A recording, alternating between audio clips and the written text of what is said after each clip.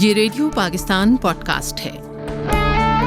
बिस्मिल्लाहिर्रहमानिर्रहीम। Radio Pakistan podcast में आपको खुशामदीद। मैं हूं ताहिर महमूद और आज का ये पॉडकास्ट बहुत ही अहमियत का हामिल है। अहमियत इसकी इसलिए है कि आज हम बात करेंगे बच्चों की नफ्सियात के हवाले से। और बहुत से वालिदैन ऐसे हैं जो ये जानना चाहते हैं कि उनके बच्चे के जो मसाइल हैं, या एग्रेशन है, या वो पढ़ता नहीं है, या और दीगर जो मसाइल हैं उनका हल क्या है और किस तरह से वो बच्चों की तरबियत करें। आज इस हवाले से स्टूडियोज़ में हमने ज़हमत दी है डॉक्टर वजीहा ज़फ़र को। आप कंसल्टेंट क्लिनिकल साइकोलॉजिस्ट हैं। अस्सलाम वालेकुम डॉक्टर साहब। वालेकुम सलाम। कैसी हैं आप? ठीक ठाक हैं? अल्हम्दुलिल्लाह, thank you so much for जी, इनवाइटिंग बहुत मी। बहुत शुक्रिया तशरीफ़ लाने का। और आज बहुत ही अहम मौजू पे हम बात करने जा रहे हैं। हर जो घर में ये मामला है, वालिदैन आपस में डिस्कस करते हैं कि किस तरह से वो बच्चे को एक अच्छा शहरी, अच्छा इंसान बना सकें। सबसे पहले डॉक्टर साहब मैं ये जानना चाहूँगा आपसे कि बच्चों की जो तरबियत है, क्या गाइड करेंगी वालिदैन को आपके डे वन से लेकर और फिर जो जो बच्चा बड़ा होता जाता है, किन बातों का ख्याल रखें, कौन से ऐसे स्टेप्स लें जिससे बच्चे की जो है अच्छी तरबियत हो और बच्चा आगे जाके बेहतर शहरी और बेहतर इंसान बन सके।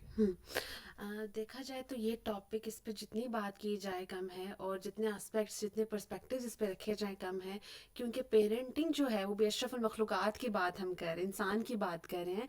तो उसका जो दिमाग होता है, उसकी जो नफ्सियात होती है, वो उसमें चेंजिंग्स आती हैं। एक तो रिजिडिटी है, ये आपको पता है, ये 4-5 चीज़ें हैं। जैसे जब बच्चा बड़ा होता है तो फिजिकल ग्रोथ का आइडिया होता है, पता होता है इस टाइम पे चलना है, उठना है, बैठना है, ये एज के फेजेस हैं। लेकिन जो मेंटल ग्रोथ है ना, उस पर क्राइटेरियाज तो रखे हुए हैं, साइकोलॉजी में भी हैं कि 1 साल का है तो ये है, 2 साल की ये ग्रोथ होगी। लेकिन फ्लेक्सिबिलिटी है, ग्रोथ जो है ना वो कांस्टेंट चेंज का नाम है, राइट। अब उसमें क्या है कि जब बच्चा ग्रो कर रहा है, उसमें जो जो मिस्टेक्स पेरेंट्स कर रहे होते हैं, स्पेशली मोस्ट इंपॉर्टेंटली जो पेरेंट्स एक्टिव नहीं हैं, लाइक फॉर एग्जांपल अगर पेरेंट्स की अपनी नफ्सियात के कुछ मसले हैं, घर के मसले हैं, फाइनेंशियल मसले हैं, तो ये सब चीज़ें डायरेक्ट बच्चे की पेरेंटिंग पे इफेक्ट होती है, राइट। बिकॉज फॉर एग्जाम्पल अगर हम बात करते हैं क्लास टीचर की भी ना, तो क्लास टीचर जिस दिन खराब मूड के साथ आएगी तो वो सारे बच्चों पे इफेक्ट होगा और बच्चे पकड़ भी लेंगे।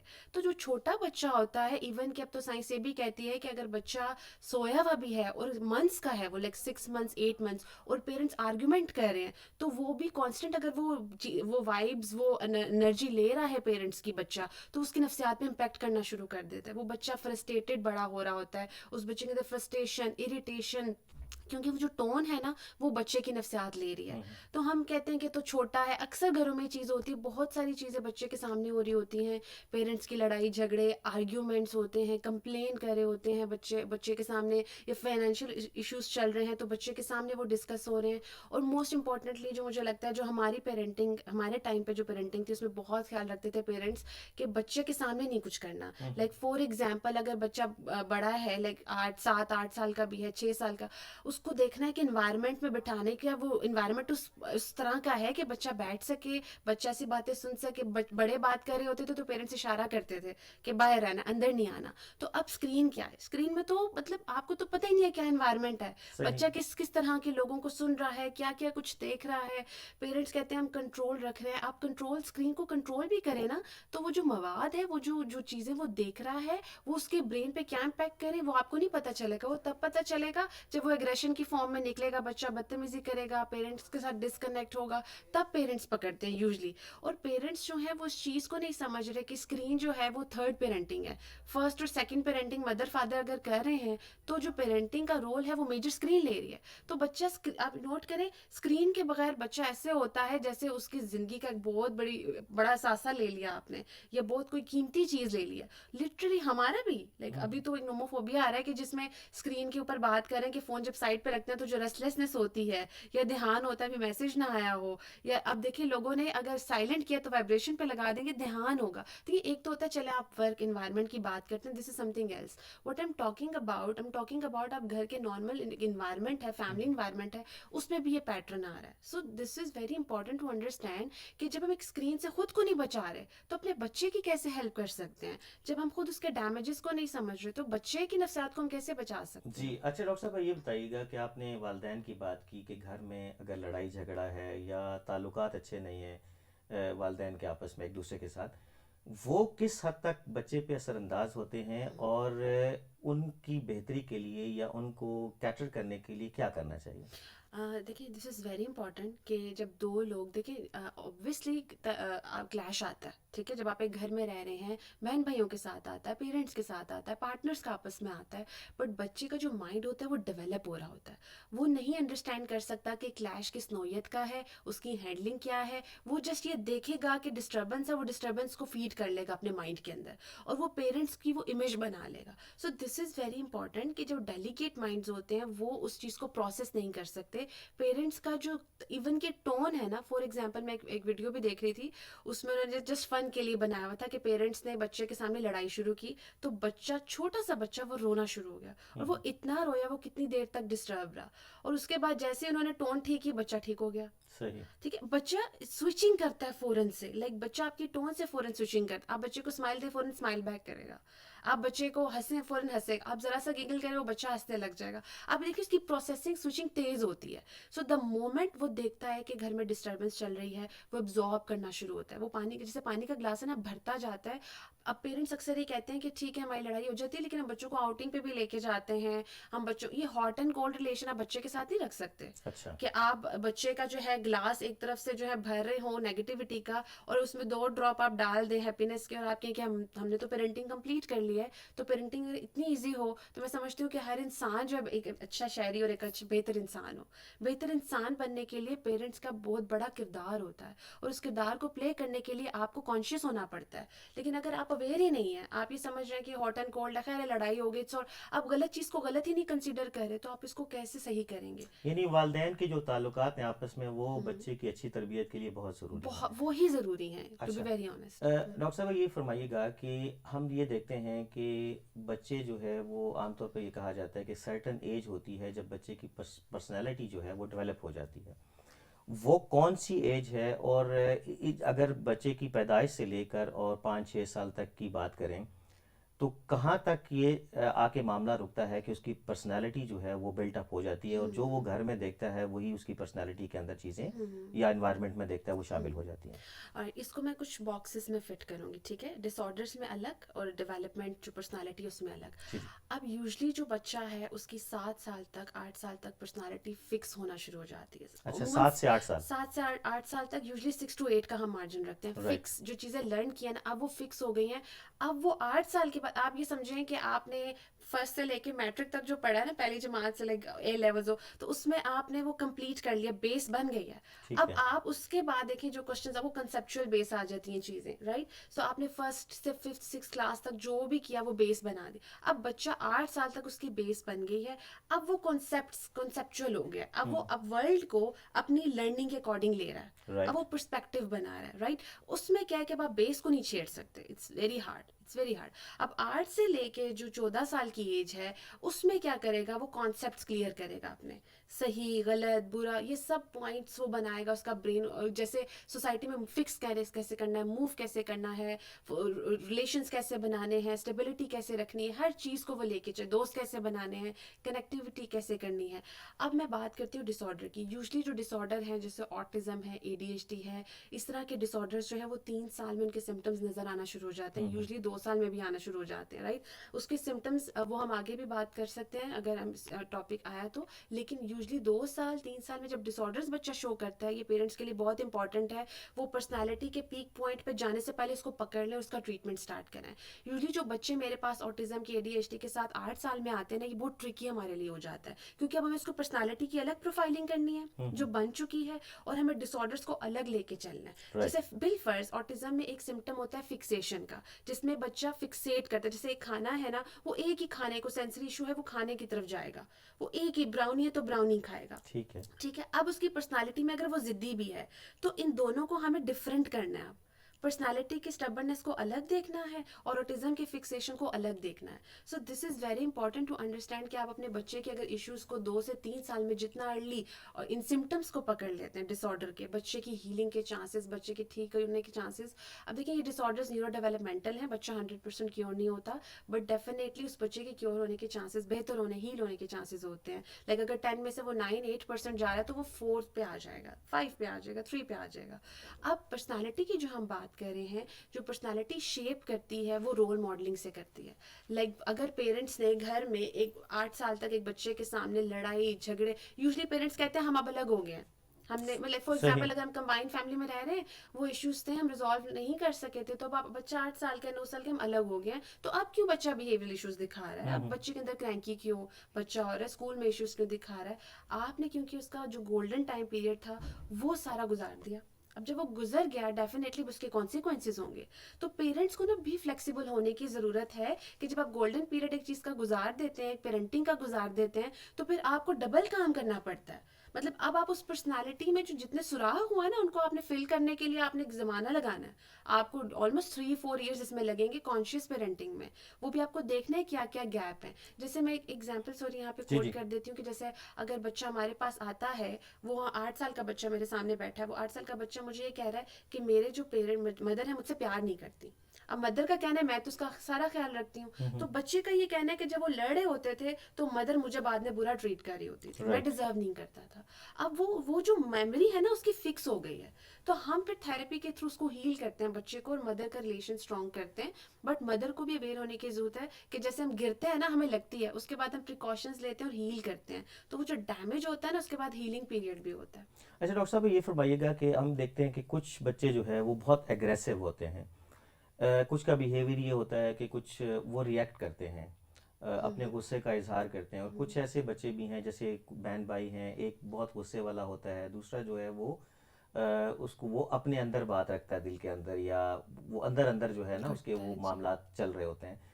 तो इन इस एग्रेशन को कम करने के लिए और जो ऐसे बच्चे जो कि बहुत ज़्यादा एग्रेसिव नज़र आते हैं हमें, क्या इकदामात करने चाहिए वालिदैन को, क्या करना चाहिए ताकि उनका एग्रेशन, उनका गुस्सा जो है वो कम किया जा सके और वो बेहतरी की तरफ जा सके अपनी ज़िंदगी हम्म में।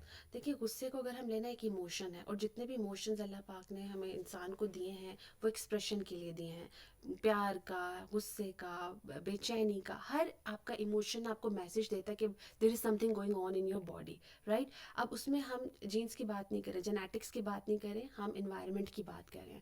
आपने 2 तरह की पर्सनालिटीज बताई, एक वो जो गुस्सा निकाल रहा है, एक्टिव है, और दूसरा पैसिव एंगर है, उसका पैसिवली वो एग्रेसिव हो रहा है, मतलब अंदर रख रहा है राइट। गुस्सा, उसको भी आ रहा है लेकिन उसका गुस्सा अंदर जा रहा है। अब जब वो अंदर रख रहा है तो उससे बच्चा खामोश रहना शुरू होता है, घबराहट, उसको एंजाइटी या एंशियस होना शुरू होता है, लोगों में वो कम जाता है, या कहीं अपनी बात रखनी हो वो नहीं रखता, ठीक है। ये उसके सारे सिम्टम्स नजर आ रहे होते हैं। ये सिम्टम्स आपके बच्चे को हैं तो डेफिनेटली वो पैसिव एग्रेसिव हो रहा है, राइट। अब दूसरी जो पर्सनालिटी आपने बताई जो एक्टिवली एग्रेशन शो कर रहा है, ये वो बच्चा जो अपनी नीड डिफरेंट एस्पेक्ट से बता रहा है। लाइक फॉर एग्जाम्पल कोई ग्लास गिर गया, उसको गुस्सा आ गया, उसने शो कर दिया, अब वो अपनी नीड बता रहा है। बेसिकली हम क्या करते हैं, हम सिर्फ ये देखते हैं उसने ग्लास के गिरने पे क्यों शोर मचाया, लेकिन वो बच्चे की चेन बन रही होती है, बच्चे की ना एंगर की चेन बन रही होती है। अब वो कैसे बन रही होती है, वो अपनी कोई नीड है जो कम्युनिकेट नहीं कर पा रहा होता। अच्छा, मैं क्लिनिक में ना एक चीज़ बहुत ज़्यादा कंटिन्यूसली प्रैक्टिस खुद भी करती हूँ और अपनी टीम को भी कहती हूँ कि जब भी बच्चा आए, लाइक 4-5 प्लस आए, आपने उससे इमोशंस के बारे में, इमोशंस को निकालना है, इमोशनली कम्युनिकेट करना है, उसकी फीलिंग्स की बात करनी है। जैसे फॉर एग्जाम्पल पेरेंट्स यूजली क्या कहते हैं, पेरेंट्स बच्चा घर आता है ना उससे डेली की रूटीन पूछते हैं, ठीक है, कि अच्छा क्या किया सारा दिन, क्या खाया, क्या।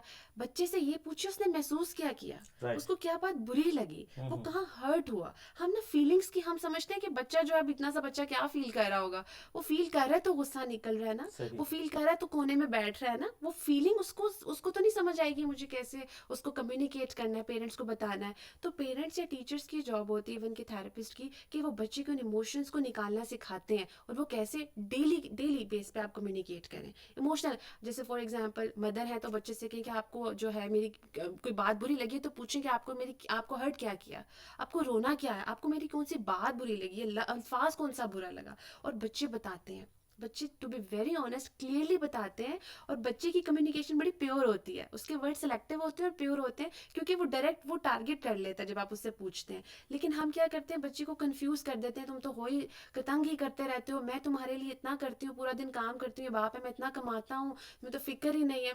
हम उस चीज़ को स्पेसिफिक करने के यानी बजाय, क्रिटिसिज्म नहीं करना ज़्यादा बच्चे। क्रिटिसिज्म तो इट्स वेरी अनहेल्दी।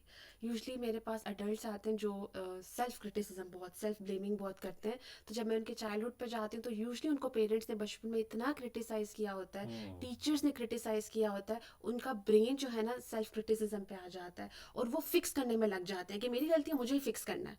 तो वो अपनी नीड्स को शेयर नहीं करते हैं, उन्हें पता ही नहीं चलता कि कौन हमारे साथ गलत कर रहा है। इवन कि ऐसे बच्चे जब बड़े होते हैं इनको सोसाइटी में लोग मैनिपुलेट करते हैं क्योंकि ये गिल्ट ट्रिप में चले जाते हैं। गिल्ट ट्रिप में जाने वाला देखिए मायूसी, जो इंसान मायूस है ना उससे बड़ा वो अपने साथ जुल्म कर ही नहीं सकता, क्योंकि मायूसी हर चीज़ की जड़ है, हर बुराई की, हर बीमारी की। इवन कि मैं तो कहती हूँ कि हम रिसर्च पढ़ते हैं तो कैंसर के भी ट्रीटमेंट सब साइकोलॉजिकली आप देखें निकाल रहे हैं लोग, और कितनी सारी बीमारियां साइकोलॉजिकल चीज़ों की वजह से आ रही हैं, जिसमें से सबसे बड़ी चीज़ होपलेस है। आप नाउमीदी की तरफ जाते हैं कि मैंने गलत किया, अब तो कुछ नहीं हो सकता।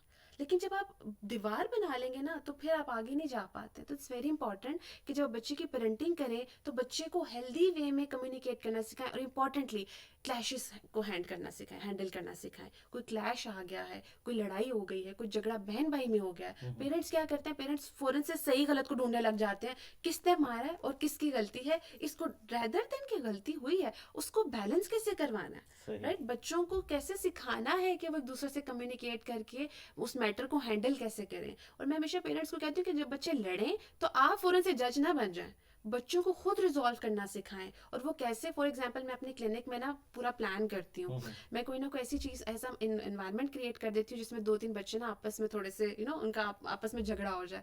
फिर मैं उनसे, मैं साइड पे बैठ के, अगर मैं जज भी बन रही हूँ ना तो मैं कह रही हूँ कि आप इनसे ये पूछें, आप इनसे क्वेश्चनिंग सिखा रही हूँ कि एक दूसरे बिलीव यू में आफ्टर लाइक एक दो कन्वर्जेशंस हमारी होती हैं, उसके बाद जितने भी सेशंस होते हैं वो खुद रिजॉल्व करते हैं। अच्छा डॉक्टर साहब भाई, ये भी देखने में आया कि बाज़ बच्चे बहुत ज़िद्दी होते हैं, बहुत ज़िद करते हैं कि मुझे ये चीज़ चाहिए, और उस पर फिर वो उनकी ज़िद जो है बहुत आगे तक चली जाती है। इस मसले को, क्योंकि वालिदैन का ये कंसर्न होता है कि जी उनकी ज़िद को कैसे हैंडल किया जाए, कैसे, उसके लिए आप क्या तजवीज़ या क्या सजेस्ट करेंगी वालिदैन को, क्या करना चाहिए? ज़िद पे ना मैं एक बहुत इंपॉर्टेंट चीज़ है जो मैं शेयर करना चाहूँगी, जो मैं अडल्ट्स के और अपने साथ भी करती हूँ, ठीक है। सही। क्योंकि हम सब कहीं ना कहीं ज़िद्दी होते हैं, ठीक है। हम सब की कोई ना कोई नीड्स होती है जिसपे हम कभी पेरेंट्स के साथ बचपन में होते थे, अब कभी खुद के साथ होते हैं, कोई चीज़ चाहिए, कोई डिमांड है। अब मैं इसको बहुत कट शॉर्ट करती हूँ। जब बच्चा ज़िद करे ना उसको सिखाएं कि जो उसको ज़िद है ना, ज़िद तक पहुँचना कैसे है, उसको एफर्ट करना सिखाएं। ठीक है। फॉर एग्जाम्पल हमने ना एक बच्चे के लिए अगर रिवॉर्ड एंड पनिशमेंट की बात करें ना, मैंने रिवॉर्ड रखा है और बच्चे के साथ मैंने रखा है कि ये 2-3, जैसे राइटिंग कर रहे हैं हम, ठीक है, आपने ये चीज़ ऐसे अचीव की तो ये चीज़ है, ये मैंने रख दी है, ये आपकी हो जाएगी, आपको मिल जाएगी। अब वो उस तक पहुंचने के लिए एफर्ट करेगा, ठीक है। अच्छा, रीइंफोर्समेंट की बात करूँ ना तो कुछ लोग इसको बहुत गलत भी ले लेते हैं। हर चीज़ में रीइंफोर्समेंट पेरेंट्स से रख दिया, आप ये मार्क्स लो, आपको ये टैब मिलेगा, ये करो, ये कार मिलेगी, ये साइकिल मिलेगी। हर चीज़ पे जब आप रीइंफोर्समेंट करते हैं, बच्चे की ज़िंदगी में ना चीज़ें ऑब्जेक्टिव बन जाती हैं, वो चीज़ों को ही लेके चलता है। उसकी ज़िंदगी में खुद से जो अपनी इंटरनल हम एफर्ट करते हैं ना कि लाइफ लेसन, फॉर एग्जाम्पल एक क्लाइंट मेरे पास आई, उन्होंने बताया कि एक इवेंट हुआ, सर्टेन इवेंट हुआ है और मुझे समझ नहीं आ रही इसमें मैं कैसे निकलूं। एट टाइम्स वो लेसन की तरफ हम जाते ही नहीं है क्योंकि हम ऑब्जेक्ट रख लेते हैं चीज़ों को।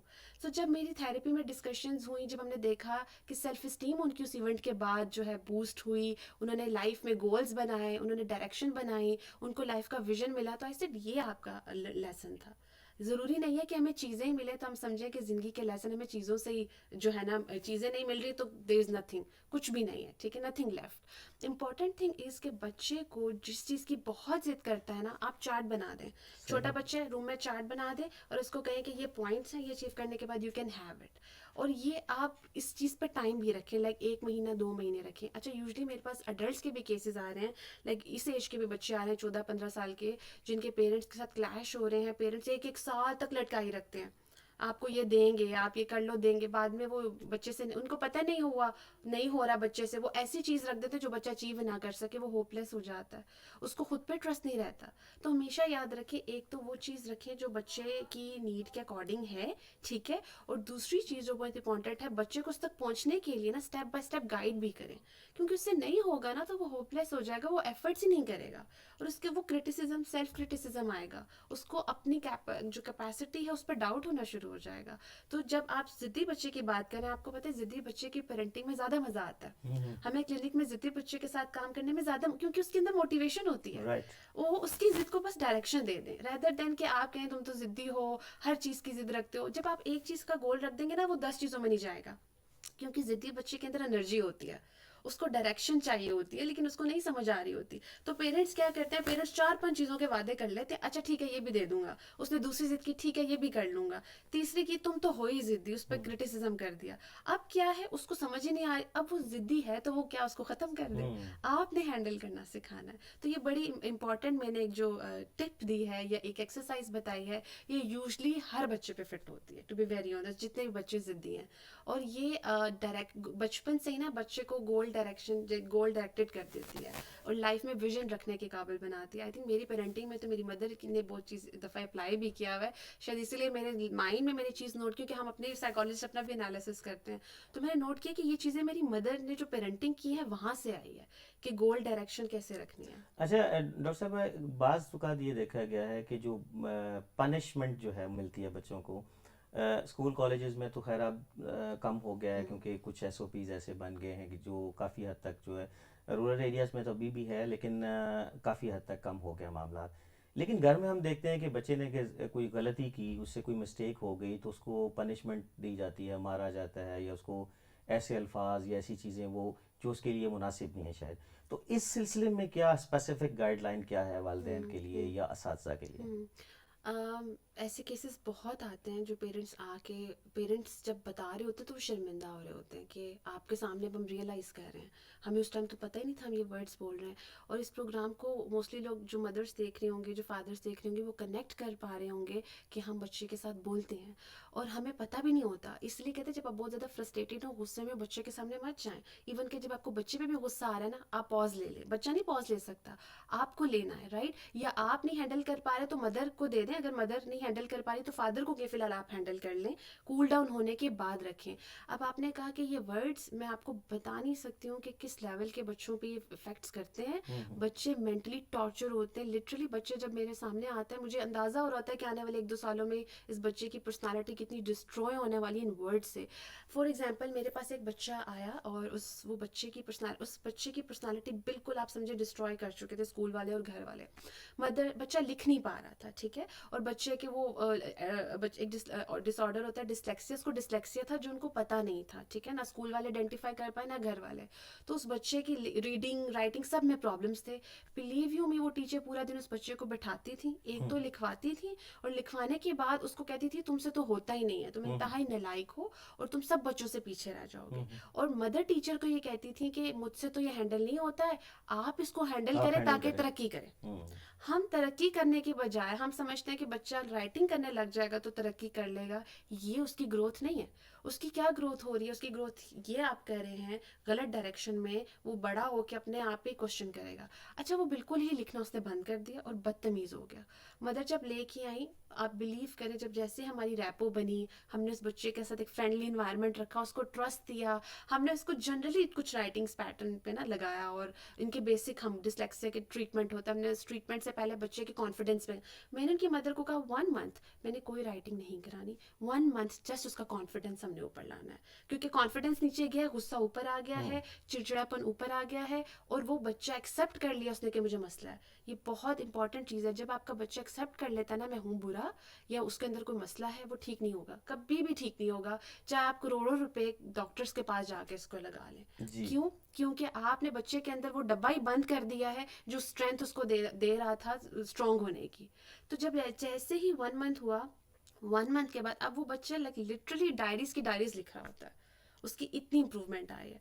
तो कॉन्फिडेंस, सेल्फ इस्टीम, चाहे बच्चे को डिसऑर्डर है या नहीं है, ये 2 चीज़ें बच्चे की कभी ना छीने। और आप कभी कभी पेरेंट्स, कभी नहीं, यूजली पेरेंट्स और टीचर्स ये बच्चे से छीन लेते हैं, ये पावर होती है बच्चे की। बच्चा स्कूल से बुली हो रहा है, क्लास बच्चों से बुली होना, टीचर से बुली होना और घर में बुली होना। पेरेंट्स अब ये बात सोचेंगे हम तो बुली नहीं करते, मतलब हम तो पेरेंट्स हैं, पेरेंट्स से ज़्यादा कोई भी बच्चे से प्यार नहीं कर सकता। लेकिन हम ये प्रोग्राम इसीलिए करते हैं कि हम उनके प्यार को डायरेक्शन दें, हम उनकी अंडरस्टैंडिंग में हेल्प करें, क्योंकि नो डाउट जो टाइम चल रहा है बहुत कॉम्प्लिकेटेड हो चुका है, फाइनेंशियल क्राइसिस की बात करें, इमोशनल बर्डन की बात करें, और नफसाती मसला हर एक को है। क्यों है? क्योंकि शायद ये टाइम ही ऐसा है, तेज़ी बहुत आ गई है टाइम में, कनेक्शंस में बहुत ज़्यादा हम डिस्कनेक्ट होने लग गए हैं, अंडरस्टैंडिंग लेवल्स हमारे कम हो गए हैं। सो हमें इस जो हमारी तेज़ रफ्तार ज़िंदगी है, हमने बच्चे के मामले में स्लो डाउन रहना है और उसके साथ कनेक्ट करके चलना है। बिल्कुल ठीक। बहुत बहुत शुक्रिया आपका डॉक्टर साहबा। और नेक्स्ट एपिसोड में हम मज़ीद ऐसी चीज़ों पे बात करेंगे जो कि बराह रास्त वालिदैन से बच्चों से ताल्लुक़ रखती हैं, और यकीनन आपकी जो गाइडलाइंस हैं और आपकी जो एक्सपर्टीज़ हैं वो मदद मिलेगी इससे वालिदैन को, बच्चों को, ताकि वो उनकी तरबियत वालिदैन अच्छे तरीके से कर सकें, और बच्चों को भी मदद मिलेगी कि वो अच्छे तरीके से माशरे का अच्छा शहरी साबित हों। बहुत बहुत शुक्रिया डॉक्टर वजीहा ज़फ़र साहिबा। आप कंसल्टेंट क्लिनिकल साइकोलॉजिस्ट हैं और आप यहाँ तशरीफ़ लाईं और आपने रेडियो पाकिस्तान पॉडकास्ट को वक्त दिया। आपका बहुत बहुत शुक्रिया। You're welcome. जी सामीन और नाज़रीन, इसी के साथ ताहिर महमूद को आज के पॉडकास्ट से इजाज़त दीजिए। डॉक्टर साहबा के साथ एक और सेशन होगा और इस सेशन को यकीनन आप देखना और सुनना ना भूलिएगा। तब तक के लिए अल्लाह नेगेबान।